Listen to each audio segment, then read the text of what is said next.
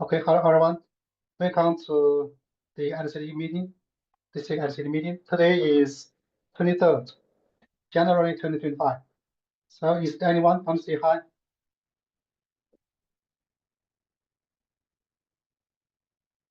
Okay. No. Hello. Sorry, I was just working to get Oh, my camera on. Just wanting to say hello. It's been a while since I've been in this meeting. I'm Nate W. with the CNCF. I work with the documentation team over there. So it's been a while, so I thought I'd poke my head in, see if there was anything I can do to help. okay, awesome. Welcome. Is there anyone else want to say hi? Hi there, I'm Bogdan. It's been a while, I think like a month or so. So just joined to see what's going on. Okay. Okay, let's get started. Okay, the first item is James. Is James in the meeting? I don't think so. No. Okay, the local test. I don't think local test is used in our U2E or in degree test. So I'm okay. So I don't mind to deprecate this.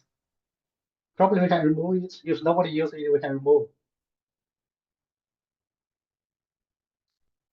Yeah. Probably we can update the readme of this update the readme to mark it deprecated, and so we are going to remove it probably a couple months later.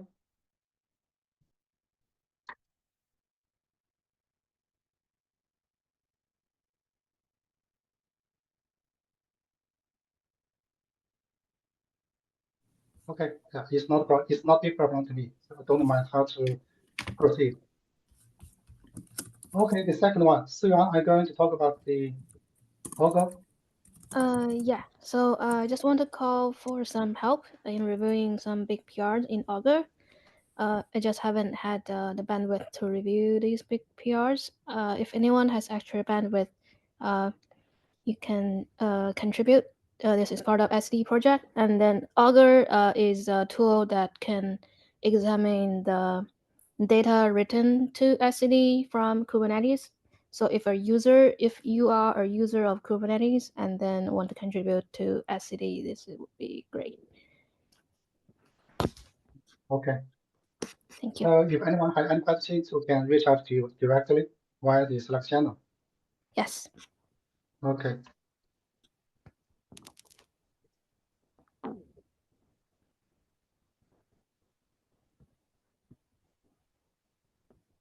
Okay. Okay, the next one, Abdul. Oh, yeah, etcd membership program. So, so the SIG etcd chair, Wenjia is working on this. So we are not officially announced the membership program yet. Most likely we are going to announce the membership program probably at February or March, something like that. But for now, we are very busy with the 2.6 release. We don't have time to do that. Most likely we'll do that probably 1 month later. But anyway, probably when Jiao will join this meeting in next year's meeting, probably she has something to share in next meeting. Oh, sorry.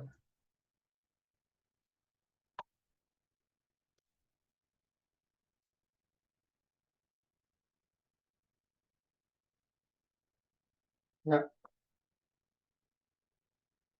Okay, the next one is 3.6.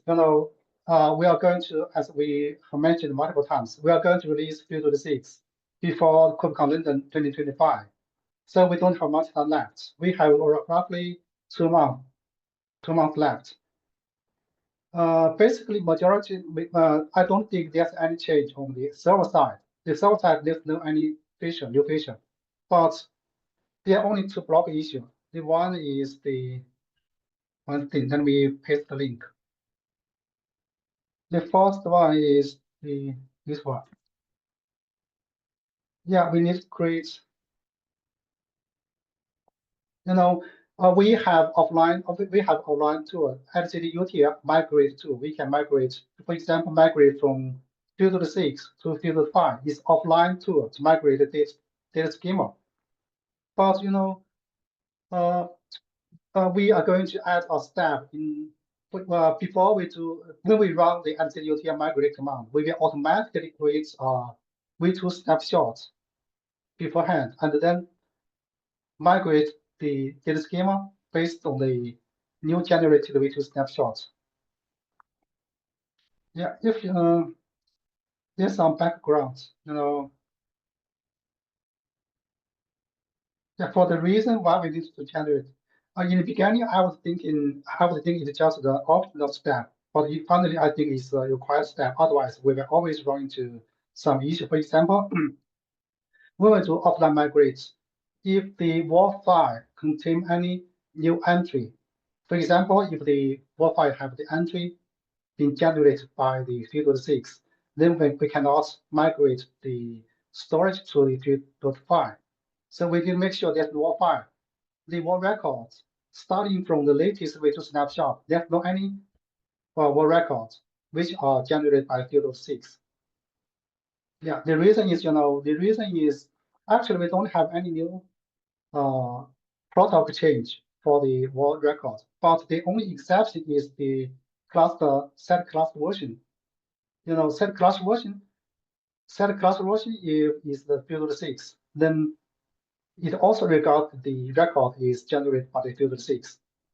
So we need to usually each time when the cluster version change, we will flush the record to disk. We will generate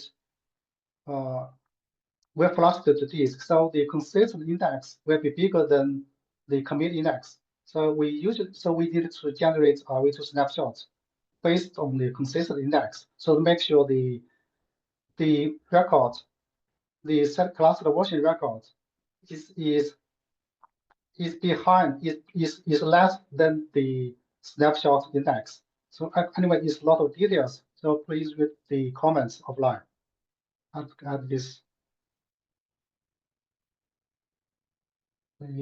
Comments.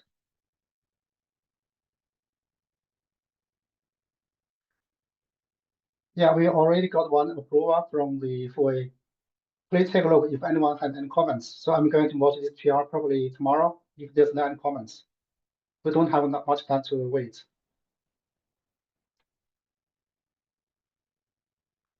Okay, the second one is the E2E test.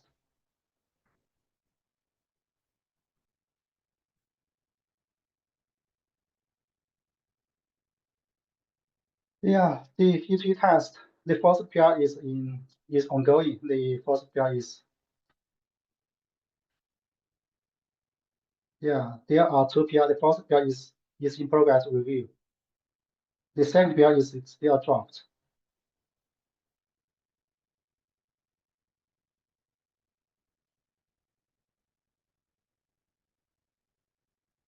Yeah, if there's no any major comments, probably we can just approve and remove this PR. We can resolve the comment in the following PR. Don't block the development of the next PR. What do you think? Yeah, I think it's okay. But so Henry and I are working on it, and there might be some issue with the missing storage version. So we're still investigating on the second PR. Okay. Okay. So I'm not sure, this PR, this issue have taken a long time, probably take more than 2 months. So if the Henry has some difficulty, can you take over to continue work on this to help him to investigate whatever issue? Yeah. I'll work with him. Yeah. Okay. Yeah. This is only two blocker for the field.6. Okay, there's also some migrate for the experimental flag to non-experimental flag. I don't think there's a blocker, but migrate.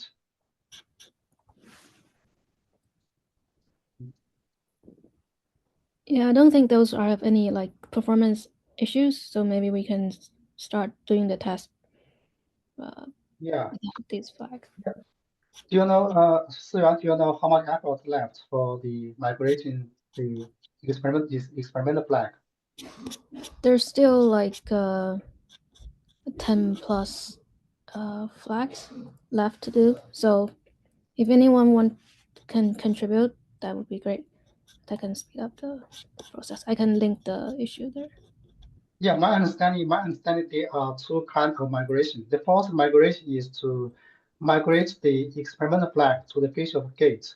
The second kind is to migrate the experimental flag to non-experimental flag. So all the 10 plus flag are just the second type of both.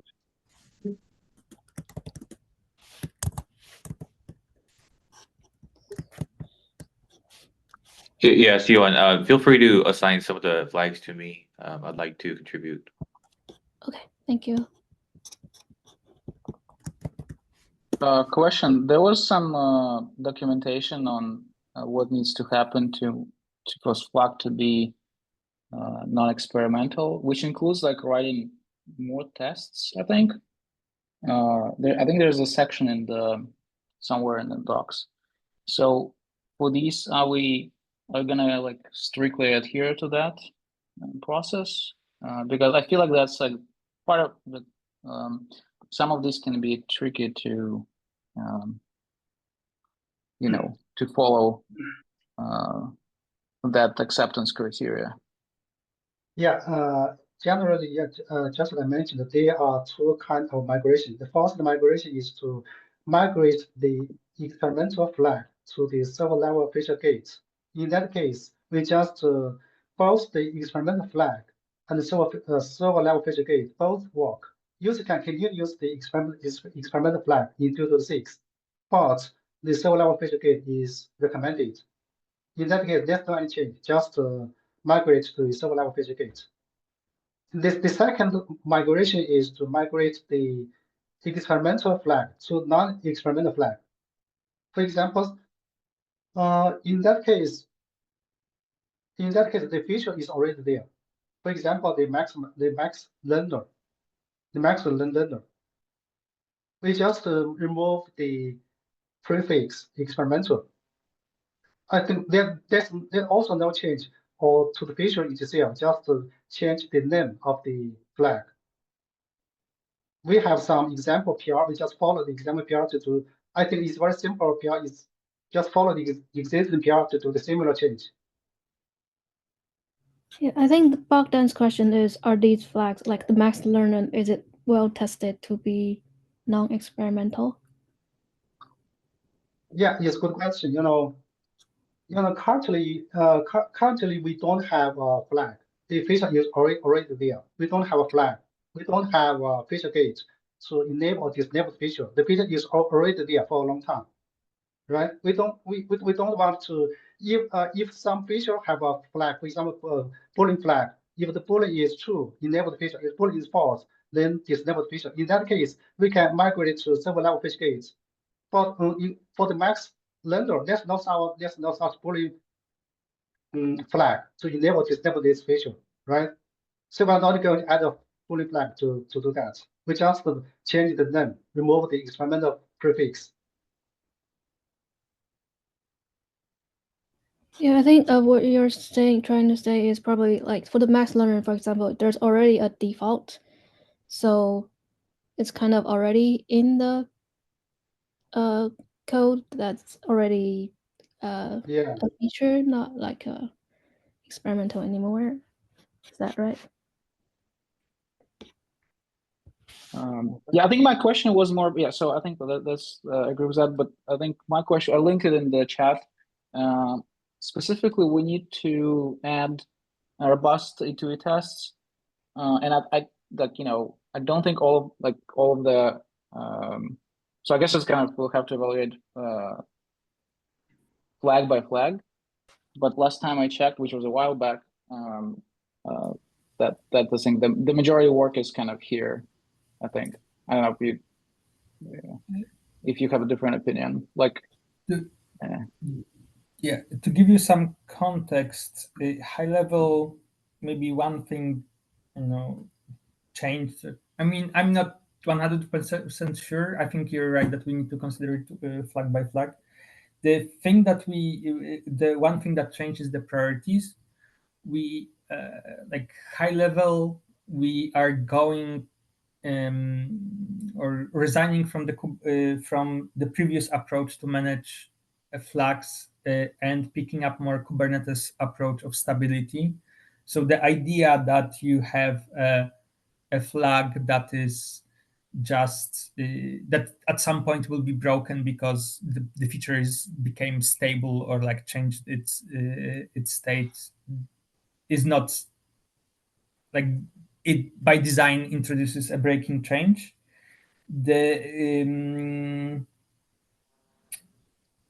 And this comes from the server feature gates that Suen was working on, that we want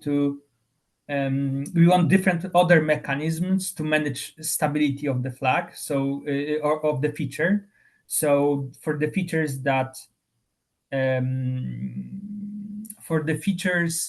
are managed by a Boolean flag and are meant to at some point, I know, graduate and become the default. So a feature that is in development and it's optional for now, or it's default at some point, and you want to leave an option. We want to manage this by a dedicated server flag, or like I don't remember the name, a separate flag that collects all the feature gates. So we have all the feature gates under one mechanism that is separate from the flags that the feature uses. So feature can have configuration of I want this feature enabled and I want it run compaction every 5 seconds.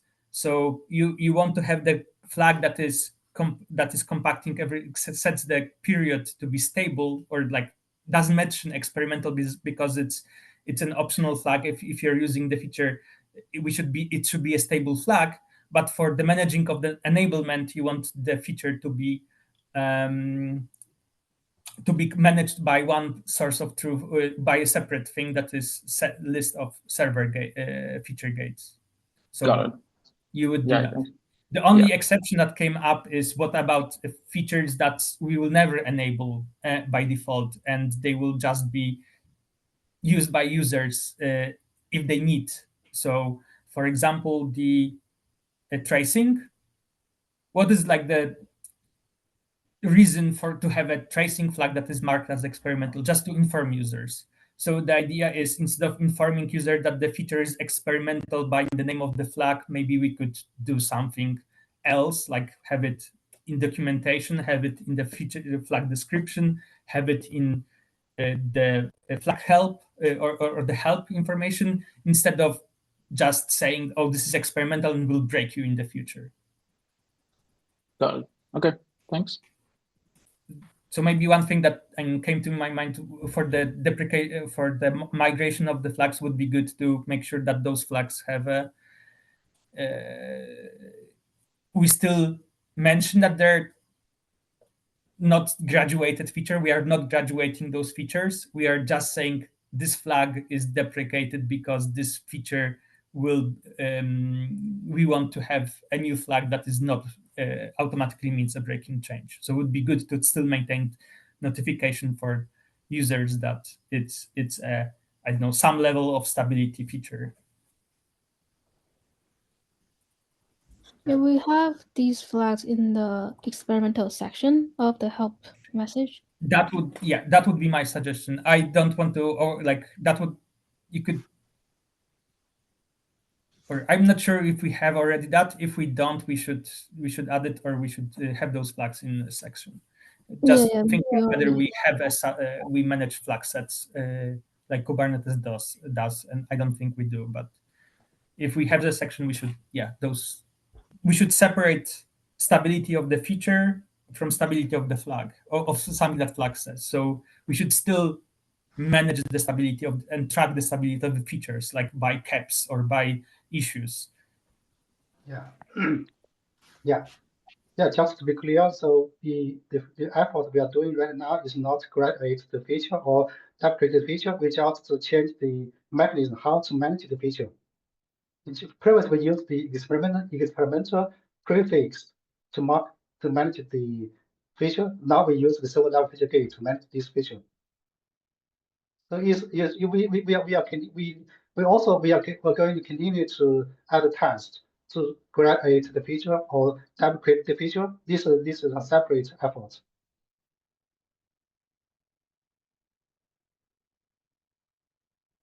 Okay, this is the. Okay, let's move to the next one.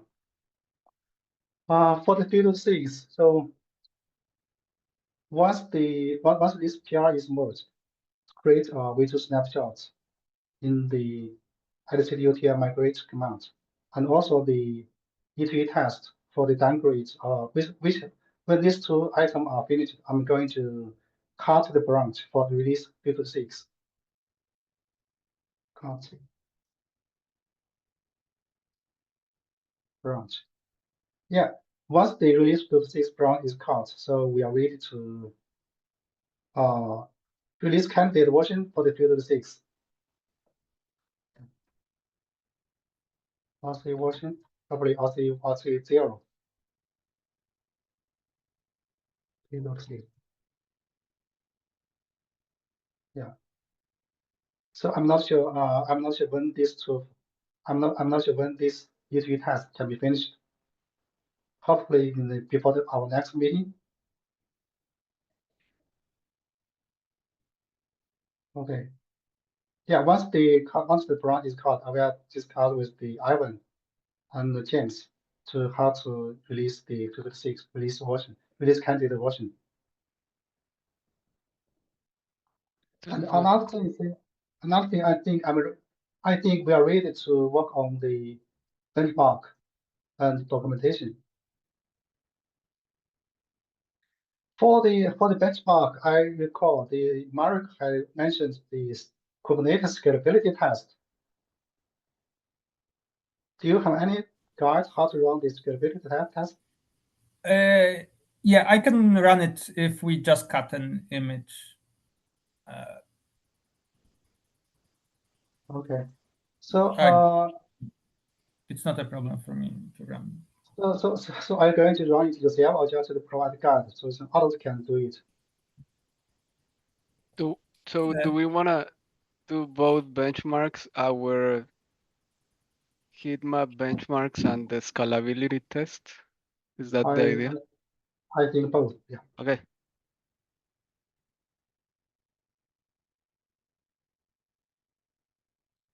Okay.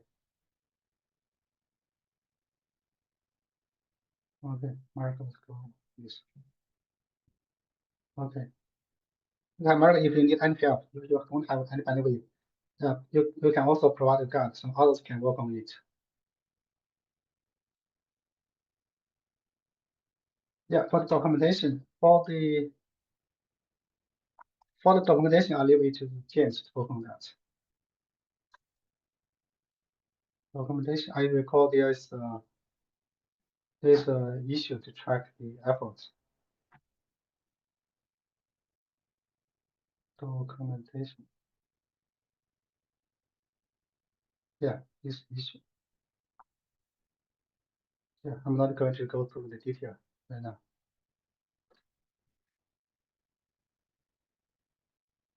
Yeah. Yeah, I'll leave it to James to work on that. Okay, that's the Filter 6. The next one. Yes. Stack bit. That's me. Hi, I'm back. So I asked this question to the feature owner. So next cluster version compatible has been added to 3.4, and we have been added as by default false to keep the current behavior, right? But as I understand it, this actually is useful for the upgrading from 3.4 to 3.5, and I understand why it has been turned off by default so that we can continue operations. If you don't touch the flag and there's no changes to it and whatnot. But also at the same time, it was once we enable it, we need to make sure that it has to be disabled in the target version.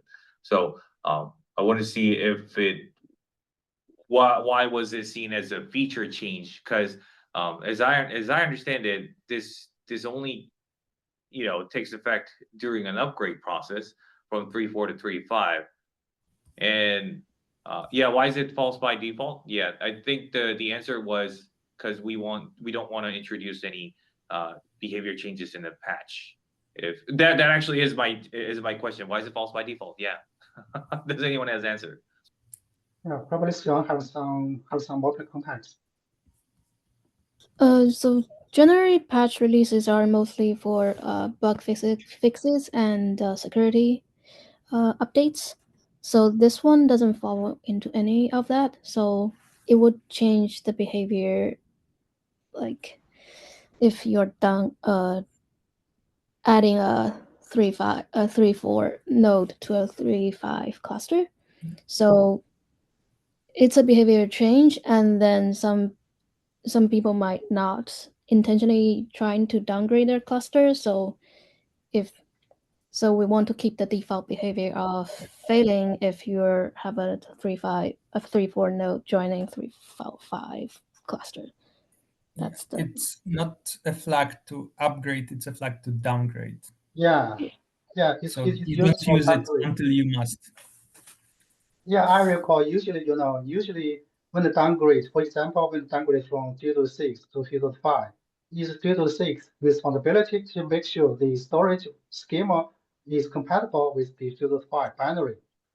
But from 3.5 to 3. When we downgrade from the 3.5 to 3.4, it's hard. It's very difficult to migrate all the feature, downgrade feature to 3.5. It's difficult. So we follow a different direction. We just make sure the 3.4 is forward compatible with the 3.5. So it's making it simple. I think this is that use case. I see. So going forward though, any downgrades from 0.7 or 3.7 to 3.6, we would expect 3. It's still, if going forward, it will be the minor version ahead that will orchestrate the compatibility of the total downgrade process. Like 3.7 will be responsible for make sure that the newly joining 3.6 understands what it's saying, right? And 3.8 understands what 3.7 is saying. That type of thing, right? Yes, that's correct. Yeah, we just I see. reversed the responsibility because we didn't finish the feature in 3.5. Gotcha. the Okay, downgrade so this is didn't just a happen. special case for 3.4, and then we just need to make sure that that's there. Yeah. Yes. Yeah. Okay, we have one the last item. Ivan, we talk about the last item. Yes, we're also out of time. Yeah, it's fine. But- Probably. Yeah, basically, I'm a little bit confused with this with this pull request. So what's your position, Benjamin and Mark? Do you wanna start pushing to package dev, or should we drop this pull request? Yeah, I would like to, yeah, we can actually there's no change for we don't need to change the documentation, neither the script. There's nothing to change. The maintainer needs to migrate from the legacy container registry to the artifact registry. We just maintain it to that offline. We don't need to change anything in the repo itself. For example, the script, the documentation, nothing changed. Yes. I think there are two separate decisions, and the one is how do we work, how etcd will publish images after GCR is or container or container registry is down or disabled. And the answer, like this currently proposed idea, is let's migrate it to artifact registry automatically and redirect it. So it's a built-in solution in the artifact registry that it can meet. Our understanding is it can imitate it one-to-one. It will just and work on the same domain. So that's the preferred solution. That's the goal. So from our perspective, it just requires you to do operations and run the script, but our release should not change. So that's one. And second would be, should the separate decision that I think is here is, should we push a separate image to a separate artifact at registry. So have a separate image under the package dev domain. And I don't think we discussed this, and I don't know. I mean, but that would be what the script does. And currently we didn't thought about this, and I don't know if it's needed. Yeah, actually, I think we have agreements. We should continue use the GCR.io, use the domain name to push the image. Yeah. For the second question, whether or not we should push the image to two places. One is the artifact hosted GCR. Yeah, that's the second is push the image to the artifact registry. I don't think we should push it to second place. We just push the single registry. Okay. So, Okay, so- from our perspective, from the release person perspective, there's no any change on behavior. The behavior keep the same. There's no any change. We just migrate from the legacy container registry to the artifact registry, but the domain keep unchanged. Yeah, so maybe I was also misunderstanding, but I think if so, whenever GCR shuts down, I don't think we can keep pushing to it. So then I thought that maybe this pull request was like an intermediate step to start pushing to our, what's the name, Artifactory or Artifacts? Artifact registry. Yep. So I thought that was like a stage step, like, okay, so let's start pushing there too, because we won't be able to push later. But maybe I'm misunderstanding. No, Yeah, I think it was no, just a reaction to the email about upcoming email deadline, and there was a separate work thread that James started to propose his idea what we should do. Yeah, the first thing we are continuing to use the GCR.io. In that case, we need to migrate the existing container registry to the artifact registry. Yeah, that's for sure thing. The second thing, whether or not we should create a separate registry inside the artifact registry. No, I don't think we do that. If we wanted to push the image to two places at the same time, then we need to create a separate new registry inside the artifact registry. I don't think we need to do that. Okay. Yeah. Now I get it. I think I was missing that part. I'm also gonna sync with James. Yeah, thank you. We're also doing. Sorry, go ahead. Yeah, just a heads up that we're doing the release 3.5.18 tomorrow. Just a Okay. heads up.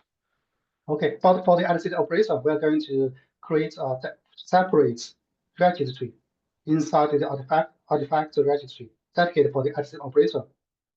In that case, we use the new registry. Sounds good. Yeah, okay. Yeah, that's all for today's meeting. Yeah, we are run out of time. Yeah, thank you very much. Yeah, see you Thank next you. time. See you. Bye. Thank you.